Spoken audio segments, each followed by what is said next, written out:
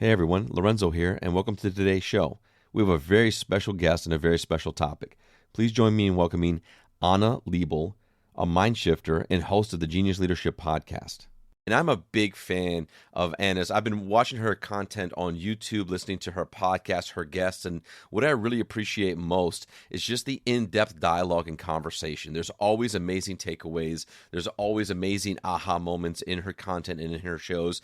And I really love the space that she provides for her guests to just share their perspective uninterrupted. I know as a podcaster, it's one of those things that we always want to jump in, ask more questions, go deeper.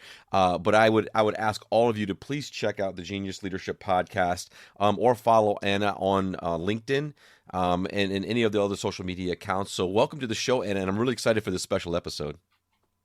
Thank you, Lorenzo, and welcome to my show as well. Since we're going to share this episode with audiences of both, but on both platforms, I'm very happy that we finally made it happen. It's been a conversation and following each other for a while, and I've been enjoying your show as well and learning a lot from you and Chris. And it's really amazing to be here today and to chat more.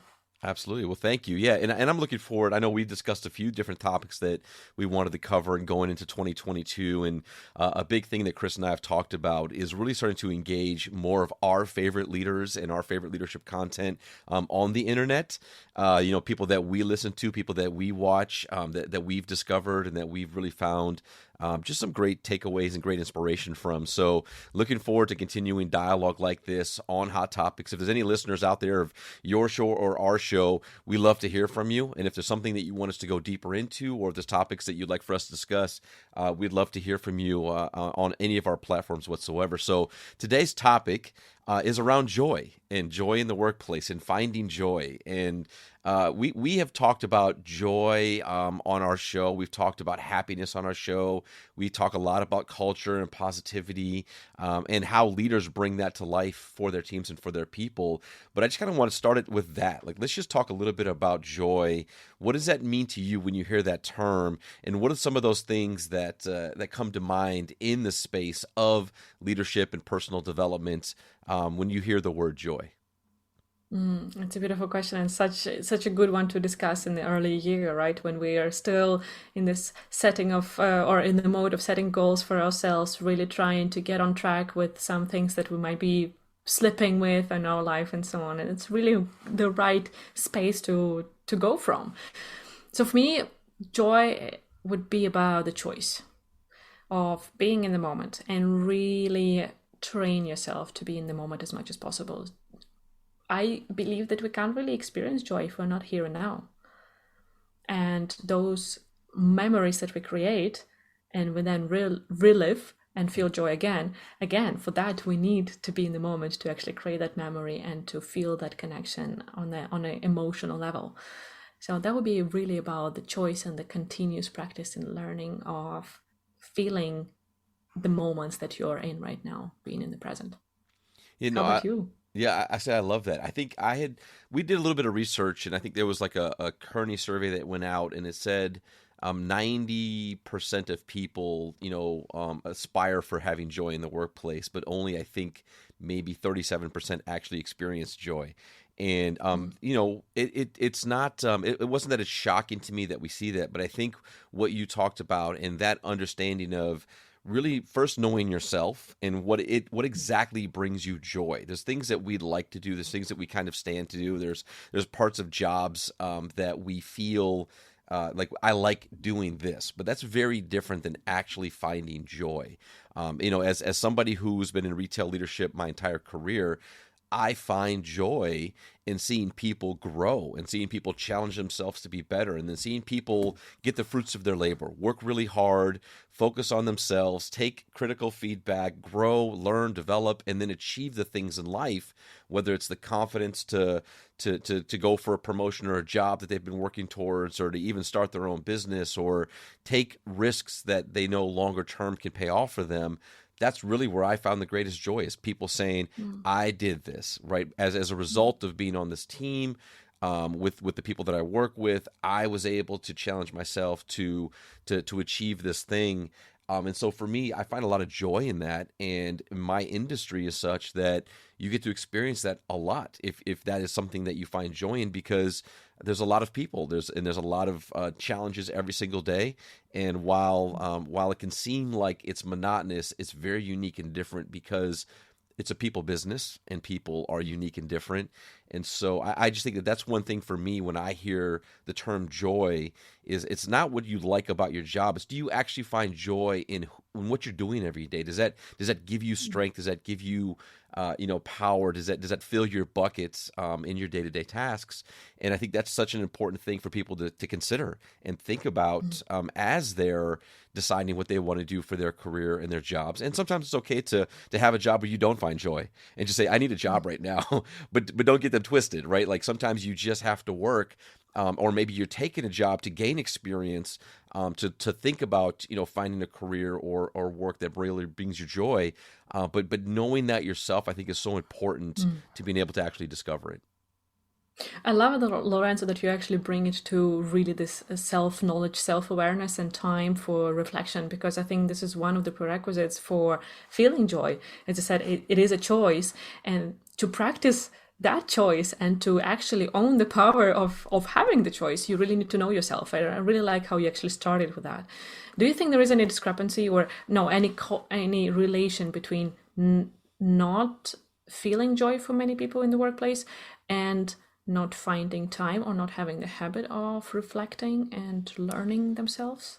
It's yes, I think there is a connection there. I think that and I think there's a larger societal element to this, where I think a lot of times people will focus on the things that they don't have or the things they need to do to get better, or there's always this kind of chasing of I want this but I don't have it, or I need this, or just this feeling in general. And I think some elements of it is social media driven, and just there's this constant poking of look what somebody else has and what I don't have, or I want to achieve that and I don't have that. And I think that plays out in how we see ourselves in the mirror. And when we look in the mirror, I think we tend to only see our flaws, or we see a lot of our flaws, and that stops us from considering and thinking about, what do we really, what do we enjoy about ourselves, and what are we proud of in ourselves, and what are the things that we've done where we have surprised ourselves in perseverance and grit and exceeding our own expectations of different things that we've done in life. And we tend to focus on what we don't have and maybe what we need to work on, instead of thinking about what we do have and the work that we've done to get to this point. And so I think that those that maybe don't spend the time really considering that and finding life and joy in life have a really hard time connecting joy to work. And so we talk about gratitude and what are you thankful for and things like that. And I think that's such an important part of healthy, just personal mental management, of making sure that you're in a good space, is taking the time to pause, be proud of yourself for the work that you've done, consider all the hurdles and things that you've overcome, and really think about the opportunities that are in front of you. But I absolutely would agree that I think there is definitely a connection between those that maybe don't take the time to consider the joy they find in life, and then having a hard time connecting that to finding any joy at all when it comes to work. Mm. I just want to be practical here and give the piece of advice to our genius leaders and the leadership hackers. I don't know whether you call them that way, but I just try to really bring the name of the to members of my community. So to you, dear listeners and viewers, the tip could be answer a question for yourself, reflect on that, and journal on it every day. What am I proud of, or what have I done well today?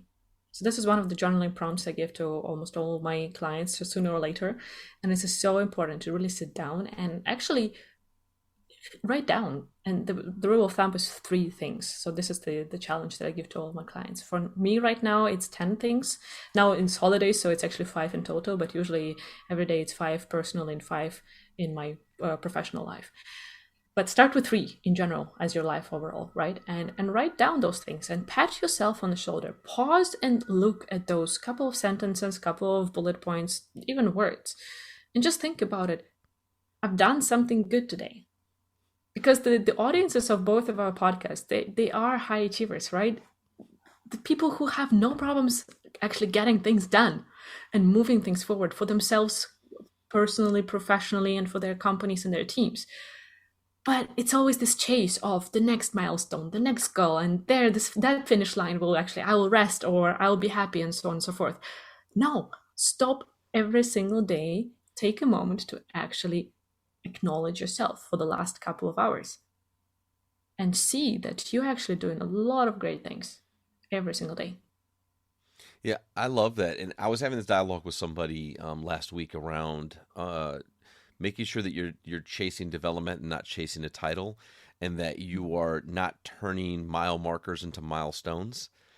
Because that's what happens in careers, is that we think that once we have this title, once we have this thing, once we're on this team, or once we're doing this work, now I've made it. And that's just, it's just a simple mile marker on the longer journey of your own personal growth and development. And I think bringing it back to joy, there was an article by Rebecca Newton on HBR, Harvard Business Review, and it's titled "Rediscover Joy at Work," and it kind of ties in some of the things that you were talking about, and that I was speaking about earlier, which is kind of making sure that you're using your strengths at work, that you're highlighting the things that you do really, really well, and taking the time to have a positive influence on the business or on your team or on your people by really doing what you do really, really well.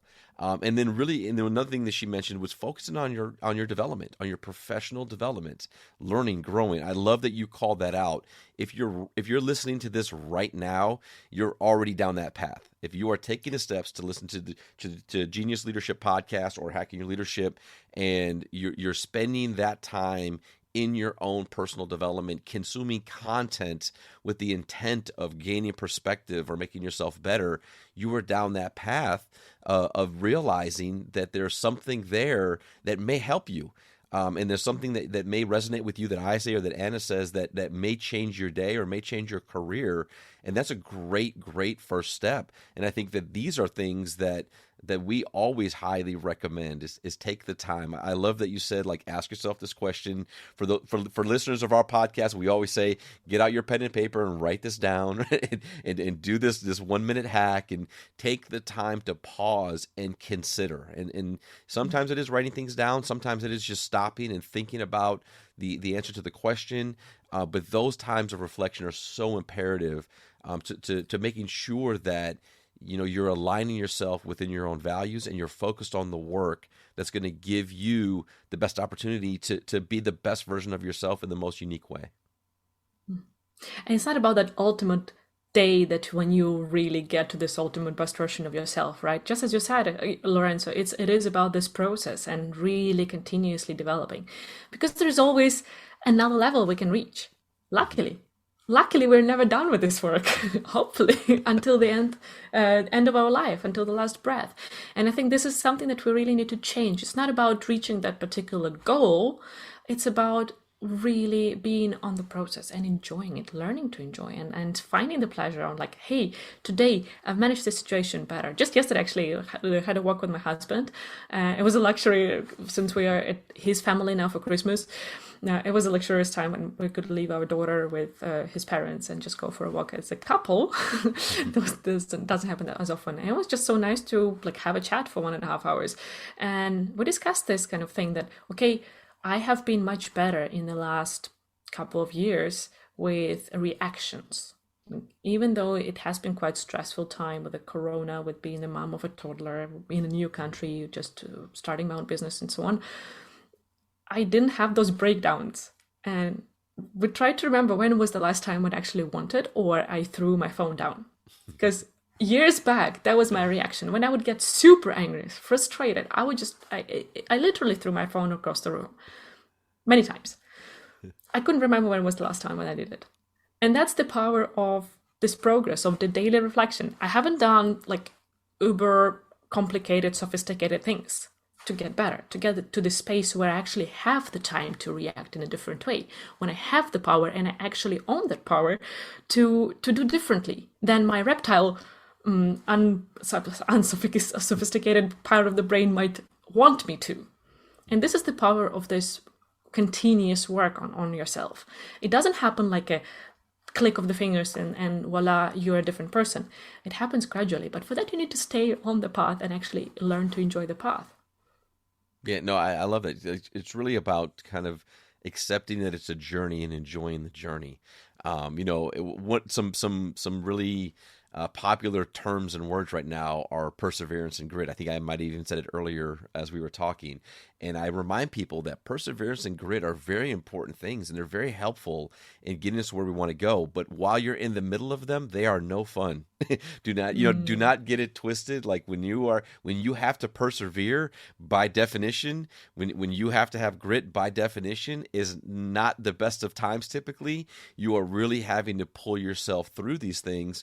But knowing that you're in them and understanding that it's a journey and having that element of joy where like I know I'm learning a lot right now and I know that I can be frustrated and I know that maybe I don't have all the answers or the path is not exactly clear, but I feel really good about the path that I'm on.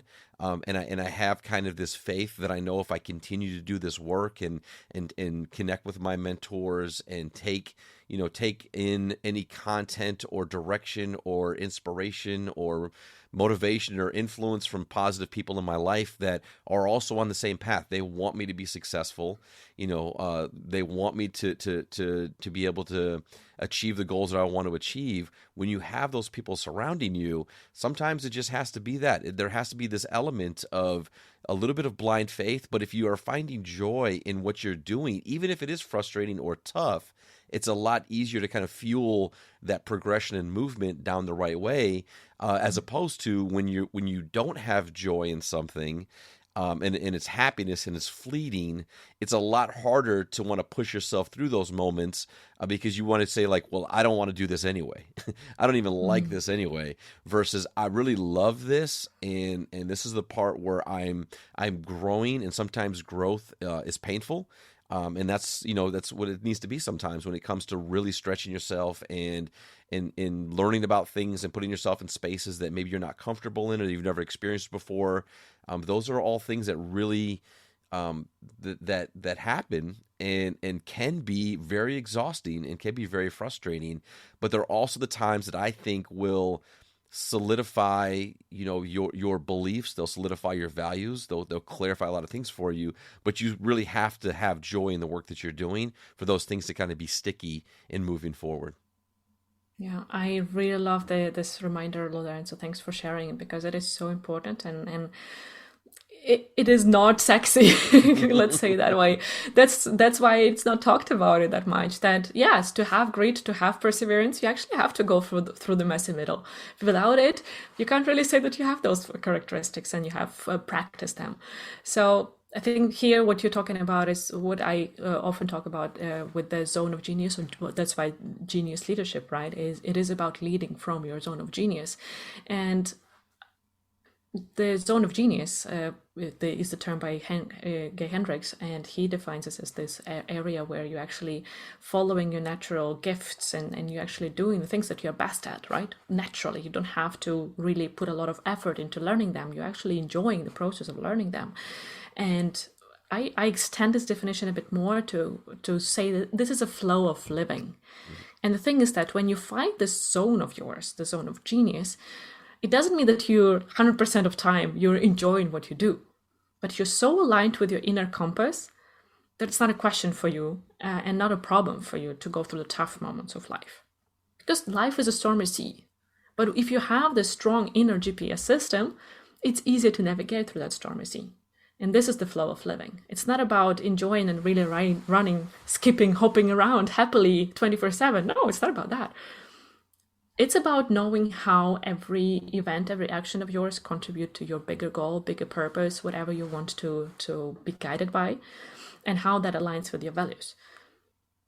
And sometimes it is painful. Sometimes it is like being an entrepreneur for me, for example, in a new country, being a new mom. Is it fun all the time? No. Do I do my favorite part all my working hours? No. I love talking to people, but I have to do a lot of admin work. I need to create content, right? Which is more one way quite often, rather than being in conversations with people and so on and so forth. There are some things that I'm not loving, but I know that they are part of, for me, necessary to do to actually create the impact that I want to see in the world. So this is really a good reminder to do those things and get through them, knowing that this is part of your journey. Yeah, I love that, and I think it's a great place for us to kind of stop this dialogue and conversation for this show. But trust me when I tell you, Hacking Your Leadership listeners, like, and there will be more to come. We are going to build out some content again in 2022 here, and really looking forward to more conversations with you, Anna. Please let our listeners know where they can find you, where they can follow you, where they can download your podcast. Give them all the information they need, because again, I would ask all of them, please check Anna out. There's some great conversations and dialogue, and just like this, around things that are relevant in the space that will help you as a person, and obviously will then go into your leadership and how you lead people. But please share with our audience where they can find you. Absolutely. Thanks so much, Lorenzo, for the warm words and the possibility. So the Genius Leadership Podcast is on all major podcast platforms, Apple Podcasts, Google, Spotify, and so on. So please go and look for that. And if it's not on your favorite platform, just let me know through LinkedIn, or drop me an email at anna@annaliebel.com. Liebel is my last name, so just do that. And I'm always happy to hear from you, whether you have any feedback, you have any follow-up questions or comments and reflections on what you hear. And the major platform for me socially is the LinkedIn, so please feel free to connect there, and let's continue the conversation. Thank you so much, and everybody have a wonderful day and a wonderful holiday, and we'll talk to you next time.